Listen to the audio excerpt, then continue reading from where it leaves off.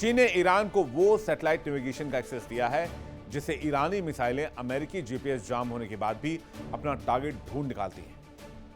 यह चीन की वो अदृश्य शक्ति है जिसने ईरान को खाड़ी का सबसे खूंखार शिकारी बना दिया है। अमेरिका जिसे कमजोर मेमना समझ रहा था, दरअसल वो चीन और रूस के टेक और रक्षा कवच से जंग के मैदान का भेड़िया बन चुका है, जो अब अमेरिका का ही शिकार कर रहा है। और चीन और रूस ने कैसे अभी तक ईरान को सिक्योरिटी दी है जिसमें अमेरिका भी एंट्री नहीं कर पा रहा है। रूस ने खाड़ी युद्ध में ईरान को डायरेक्ट सैनिक तो नहीं दिए, लेकिन रूस ने तकनीक की मदद से इजराइल और यूएस की मुश्किलें जरूर बढ़ाई हैं। रूसी सैटेलाइट ने रियल टाइम लोकेशन ईरान से साझा की है। यूएस युद्धपोत, इजराइल के सैन्य ठिकाने, उनके रियल टाइम लोकेशन, इजराइल की बिजली ग्रिड, ऊर्जा बुनियादी ढांचे से जुड़ी जानकारी, लगभग 55 ठिकानों की सूचना दी है ताकि ईरानी मिसाइलें सटीक हमला कर सकें। चीन की भूमिका क्या है? चीन का ध्यान है ईरान की इकोनॉमी को ढहने नहीं दिया जाए और ईरान को लड़ने के लायक बनाए रखा जाए, जिसे चीन ईरान को विध्वंसक ड्रोन्स, हथियार और महंगे तकनीक देने के समर्थन में है। और कई सारे हथियार तो तेजी से भेजे जा रहे हैं, जिसमें कई मिसाइल कंपोनेंट्स भी हैं, जिसे ईरान को संजीवनी मिल चुकी है। समुद्री नाकेबंदी के बावजूद चीन अभी भी ईरान के मुख्य तेल खरीदारों में से एक है। जाहिर सी बात है, अमेरिकी बेसिस के लिए मिडिल ईस्ट से अब जाने के काउंटडाउन की शुरुआत हो चुकी है। ईरान ने अमेरिकी हथियारों की पूरी तरीके से कमर तोड़कर रख दी है। अमेरिका के महंगे विमानपोत, जो कभी अमेरिकी ताकत के प्रतीक थे, वो अब मलबे की ढेर में ईरान के सीक्रेट लैब्स में पड़े हुए हैं। अमेरिका के लिए सबसे बड़ी चिंता यह है कि वो ईरान पर जितने प्रतिबंध लगाता है, ईरान उतना ही चीन के करीब जाता है। और अब तो अमेरिकी प्रतिबंध के बावजूद ईरान अमेरिकी हथियारों पर रिवर्स इंजीनियरिंग की तैयारी कर रहा है और उसके साथ चीन कंधे से कंधा मिलाकर खड़ा है। देखना होगा कि किस तरह से ईरान इन हथियारों का इस्तेमाल अमेरिका के खिलाफ करता है। वर्ल्ड नाउ में फिलहाल एक छोटे से ब्रेक का वक्त है। आगे आपको बताएंगे वर्ल्ड नाउ में डॉलर के गिरते हुए साख की कहानी। मिडिल ईस्ट में अमेरिका जब ईरान के हाथों पिटा तो उसे आधुनिक वक्त में युद्ध के मिजाज और युद्ध की नई सच्चाई का इल्म हुआ। और अब मिडिल ईस्ट में अमेरिका दूसरे तरीके से अप्रोच लेना चाहता है, एक नए हथियार से वो एंट्री लेना चाहता है। मिडिल ईस्ट के आसमान में ईरान ने अमेरिका का खेल ऐसा खत्म किया जिसे दुनिया की सबसे बड़ी सुपर पावर अमेरिका का गुरूर मिट्टी हो गया। जिस MQ-9 रीपर के दम पर पेंटागन पूरी दुनिया में दादागिरी करता था, ईरान और उसके सहयोगियों ने मिलकर इस MQ-9 का ऐसा शिकार किया कि वॉशिंगटन में बैठे रणनीतिकारों के पसीने छूट गए। स्थिति इतनी गंभीर हो गई कि डोनाल्ड ट्रंप और पेंटागन को अपनी पुरानी जो सैन्य रणनीति है उसको फाड़कर कूड़ेदान में फेंकना पड़ गया है। और अब अमेरिका नए तरीके से ईरान वॉर में आना चाहता है। जी हां, बिल्कुल सही सुन रहे हैं। सबसे बड़ी खबर मैं आपको बता दूं, अमेरिकी सेना का सबसे भरोसेमंद, सबसे महंगा और सबसे घातक हथियार MQ-9 रीपर से मोह भंग हो गया है। अब मिडिल ईस्ट के युद्ध क्षेत्र में सेटिंग डक यानी कि आसान निशाना बन चुका है। ईरान के एयर डिफेंस सिस्टम और उसके सस्ते ड्रोन्स ने एक के बाद एक कई रीपर्स का शिकार किया। इस शिकस्त ने अमेरिका को घुटनों पर ला दिया, लेकिन पेंटागन शांत बैठने वालों में से कहा है। इस हार को छिपाने और जंग का पासा पलटने के लिए अमेरिका अब एक नया हथियार लाने का प्लान कर रहा है। क्या है अमेरिका का यह नया प्लान? चलिए आपको बताते हैं। ईरान जंग में यूएस का 45 MQ-9 रीपर ड्रोन नष्ट हुआ। महंगे खर्च की वजह से MQ-9 रीपर बनाना अब यूएस के लिए बोझ है और MQ-9 को अब अमेरिका रिप्लेस करने की तैयारी कर रहा है। जबकि MQ-9 आसमान का बेताज बादशाह माना जाता था, करीब 2 दशक तक MQ-9 रीपर यूएस का सबसे बड़ा हथियार रहा। ईरान से जंग के बाद अब महंगे ड्रोन नहीं चाहता अमेरिका। एक MQ-9 रीपर की कीमत तकरीबन $5 करोड़ के आसपास होती है। कम लागत में ज्यादा गिनती के ड्रोन बनाने की प्लानिंग कर रहा है, यानी ईरान के नकल की प्लानिंग कर रहा है। सीधे शब्दों में कहते हैं, सस्ते ड्रोन से जंग लड़ने की तैयारी, ईरान की तरह सस्ते ड्रोन से हमले का नया प्लान। अमेरिका की नई रणनीति का सबसे दिलचस्प हिस्सा है ड्रोन स्वॉर्म। सोचिए, दुश्मन के सामने एक दो महंगे नहीं बल्कि बड़ी गिनती में एक साथ हजारों लाखों ड्रोन्स पहुंच जाएं और दुश्मन अगर कुछ ड्रोन्स मार भी गिराए तो बाकी ड्रोन अपना मिशन जारी रख सकते हैं। यही है एट्रीटेबल मास, यानी कि बड़ी संख्या में ऐसे हथियार जिन्हें खोने का जोखिम उठाया जा सके। यूक्रेन और मिडिल ईस्ट के युद्ध ने दिखाया कि छोटे और सस्ते ड्रोन बहुत घातक होते हैं। कम कीमत वाले ड्रोन बड़ी संख्या में भेजकर महंगी एयर डिफेंस मिसाइलों के खर्च को बचाया जा सकता है। यानी कभी कभी कुछ लाख डॉलर के ड्रोन को रोकने के लिए करोड़ों डॉलर की मिसाइल खर्च करनी पड़ती है।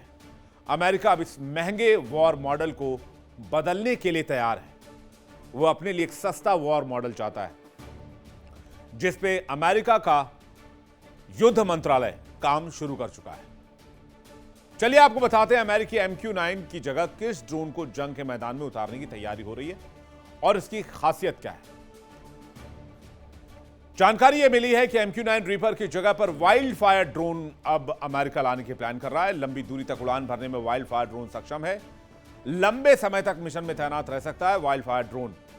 इसकी अनुमानित फेरी रेंज तकरीबन 18,000 किलोमीटर है। खुफिया निगरानी से लेकर दुश्मन पर हमला करने की ताकत भी रखता है। जरूरत पड़ने पर दुश्मन के जहाजों को भी निशाना बना सकता है।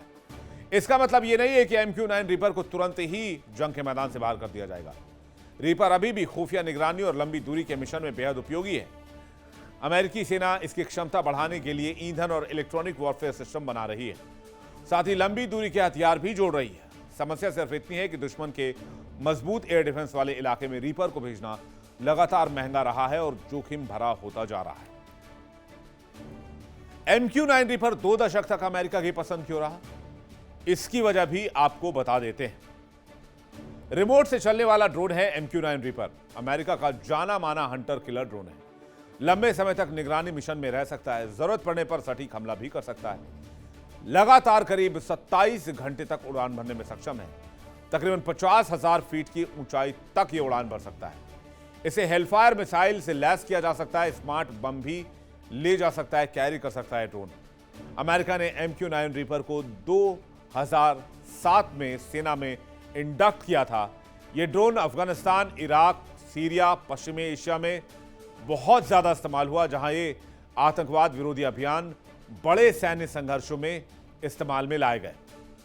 आपको बता दें, MQ-9 रीपर ड्रोन अमेरिका ने अलकायदा और ISIS के बड़े आतंकियों को खात्मे करने के लिए भी इस्तेमाल कर चुका था। साल 2020 में ईरान के सबसे ताकतवर जनरल कासिम सुलेमानी को मारने के लिए भी इसी रीपर ड्रोन का इस्तेमाल किया गया था।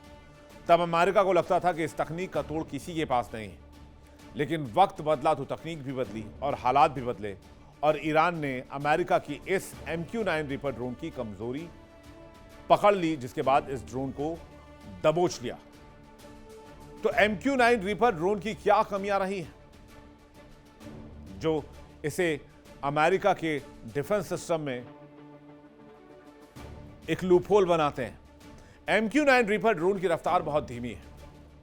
यह मैक्सिमम 482 किलोमीटर प्रति घंटा ही फ्लाई कर सकता है।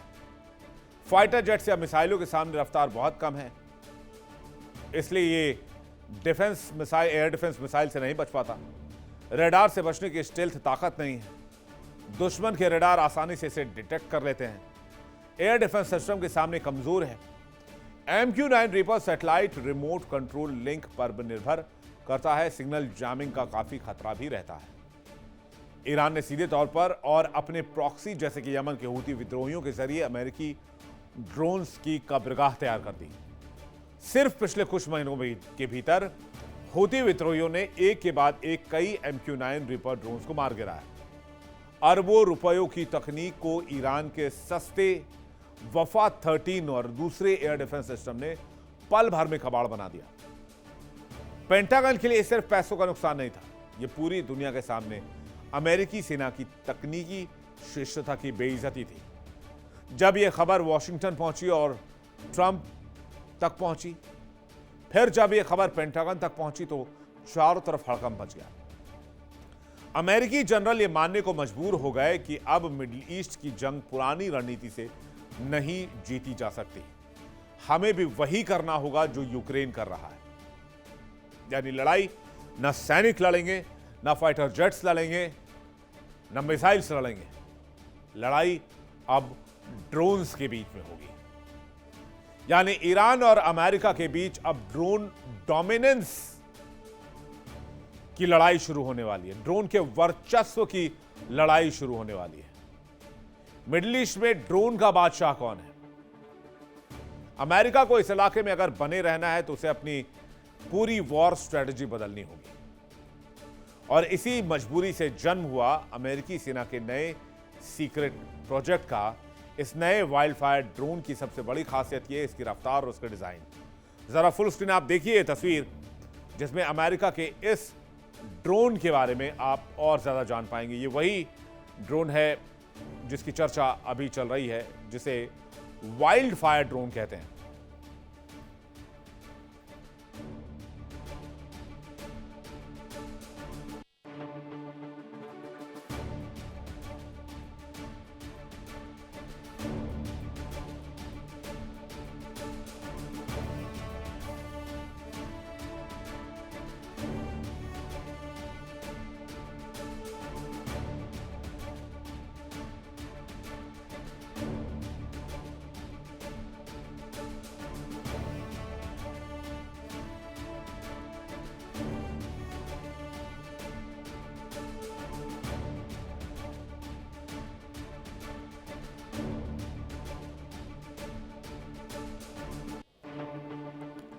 इस नए वाइल्ड फायर ड्रोन की सबसे बड़ी खासियत यह है इसकी रफ्तार, इसका डिजाइन।